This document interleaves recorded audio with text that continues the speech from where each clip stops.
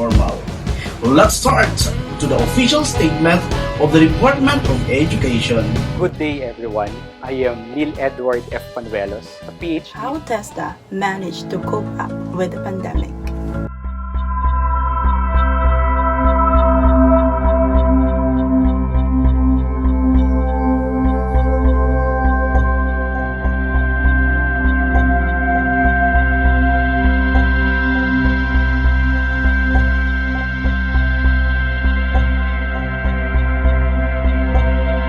Coronavirus infected over 322,000 people in the Philippines.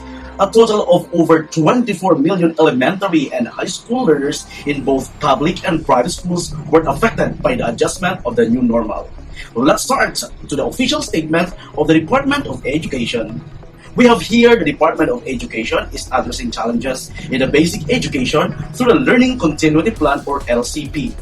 The LCP is our major response and commitment in ensuring the health, safety, and well-being of our learners, teachers, and personnel in the time of COVID-19. As the school year progresses from its opening, more and more challenges are encountered in the day-to-day delivery of the basic education services.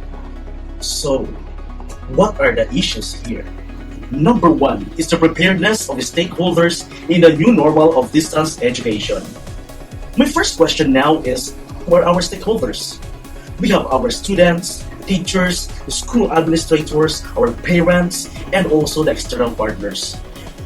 My next question is, who is ready? Are they ready? Are all our stakeholders ready for the modular distance learning delivery? How prepared are our students, teachers, school administrators, parents, and external partners for distance learning? The second issue is technology. The question is, are we technologically prepared? Do we have a well-structured ICT infrastructures that can accommodate our learners? Given the situation that 85% of our learners are coming from marginalized and forest areas, how can technology be a matter of learning when resources are not available? Are all our teachers and learners equipped with skills to shift from traditional to technology-based teaching and learning? Are technological gadgets available at home? Are the geographical locations of learners considered as hotspots to access strong signals connections? How did pedagogy play part in the new normal well? Those curriculum or subjects comprising a course is the same, whether classes are face-to-face, remotely delivered, or through homeschooling. The pedagogy or method and practice of teaching is given to be different for each. Teaching such distance classes will require new methods and practices. But how did our teachers adjust to these pedagogical processes? The most challenging concern now that the schools and its stakeholders experience is the ability to generate more resources to supply the bulk printing of learning materials in schools. What else are the problems encountered in the content of the learning materials? To mention a few, here are the erroneous contents due to rush preparations, correct? Key concepts in the learning materials limited and not DepEd. The activities and exercises are not suited to the multiple abilities of learners. The language used and degree of difficulties to different styles of learners were not considered, and assessment designs in the materials are not sensitive to the abilities, interests, developmental preparedness, and available resources at home. Learning is moved now to the students' homes, and parents will somehow take on the role of teachers. Most parents could not attend to their children because they're still working. Most parents could not assist their children because they find it hard to understand the lessons because it's beyond their comprehension. The most difficult is, how would teachers ensure that learners are learning from the modules, and how would teachers ensure that all learners are given equal attention considering that there are still more tasks ahead that consumes most of their time. For a week, teachers must still do their tasks like this. The most difficult are those learners situated in the location not reachable by internet connections and phone signals and not accessible by transportation. What actions can be taken to minimize these challenges and issues? The answer is A holistic and proactive approach is recommended to ensure immediate crisis mitigation as well as a smooth transition to the new normal. Understand the new reality, build capabilities, and reinvent your Good day, model. everyone. I am Neil Edward F. Panuelos, a PhD student under the current trends and issues in education. So to continue our report, I would like to focus on the issues affecting higher education because of the COVID-19 pandemic. The pandemic has, sad to say, significantly disrupted the higher education sector in the Philippines, which for me is one of the critical determinants of our country's future. According to the report by UNESCO in 2020, over 28 million Filipino learners across academic levels have to stay at home and abide by the Philippine government's quarantine mandate. Because of this, the HEIs or higher education institutions have transformed old teaching models into one driven by technology so as not to disrupt the education of our college students.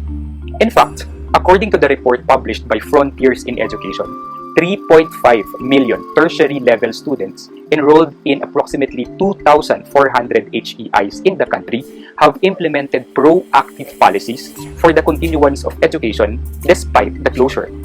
And I am one of the lucky ones that were able to experience these changes in the modes and delivery of teaching during the pandemic. We are all familiar with the said consequences, the impacts, and the effects of COVID-19 on higher education.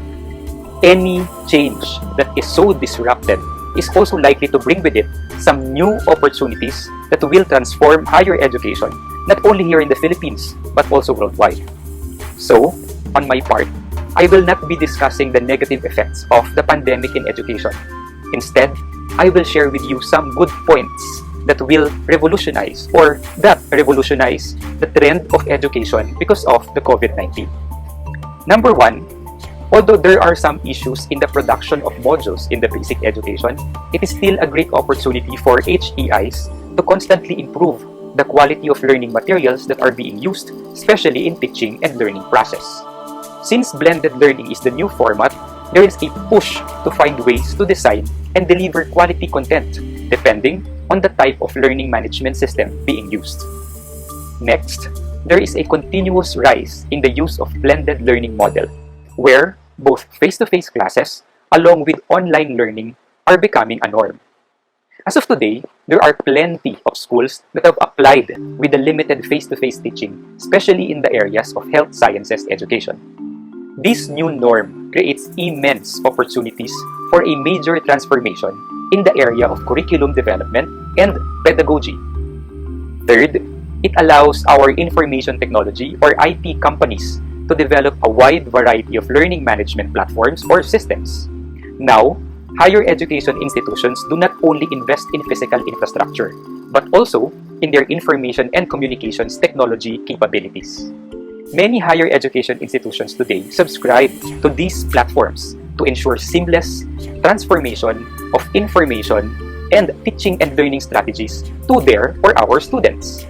Lastly, this pandemic gives rise to a more collaborative work among members of the educational and the health sector.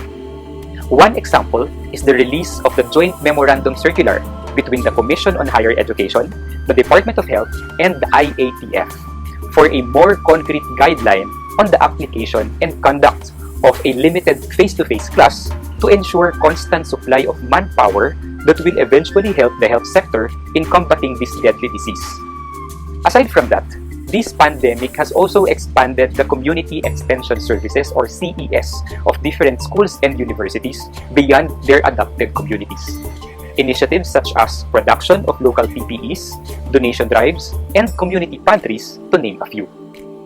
Those are just some of the points that I guess COVID-19 makes a positive impact on our education.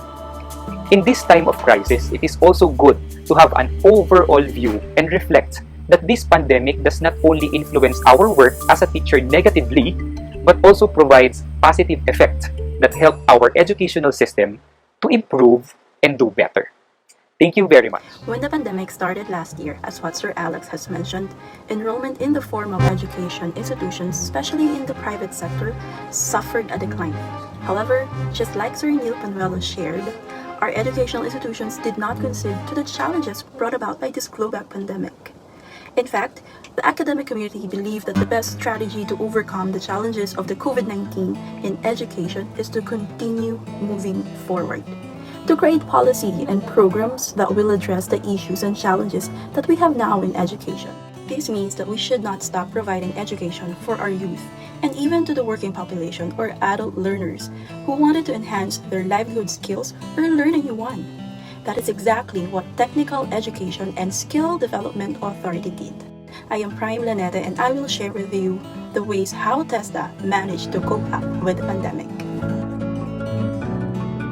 As an alternative to the usual face-to-face training that is not yet allowed in most areas of the country, TESDA has improved its online services to their clients through the enhancement of the TESDA website and the development of the TESDA app. TESDA Director General Isidro La Peña welcomed the surge of online enrollees for their skills training courses that reached a total of 1.2 million users who signed up to the different skills training courses available in their website. From TESDA's record, the bulk enrollees on various skills training courses were mostly overseas Filipino workers who either returned home or were repatriated following the outbreak of the COVID-19 pandemic. Because of these, the agency launched programs that aims to provide enhancement and capability training for all OFW. This is TESDA's Abot Kamay Lahat ang OFW, an online training courses for OFW and their dependents. This is intended for them to be more productive and efficient in their work. A total of 99,711 overseas Filipino workers and their dependents registered in the TESDA online program, and around 31,435 have already completed their courses. But TESDA Abot Lahat ang OFW does not end in skills training, but also helps OFW in pursuing employment and other means of livelihood. This is where iStar and OFW RISE programs comes in.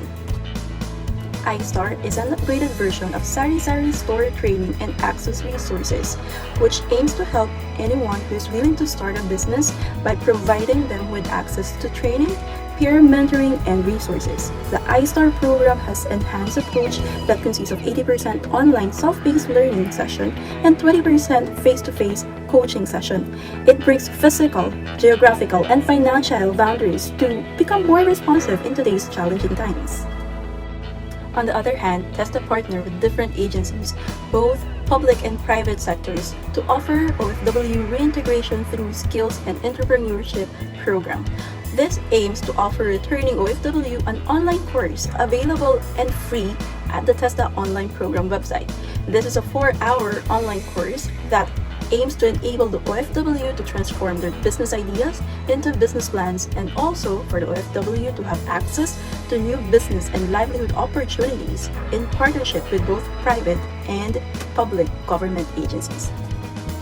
Like the rest of other educational institutions, the 184 TESDA skills training centers all over the country complied with the existing community quarantine guidelines in their local government units.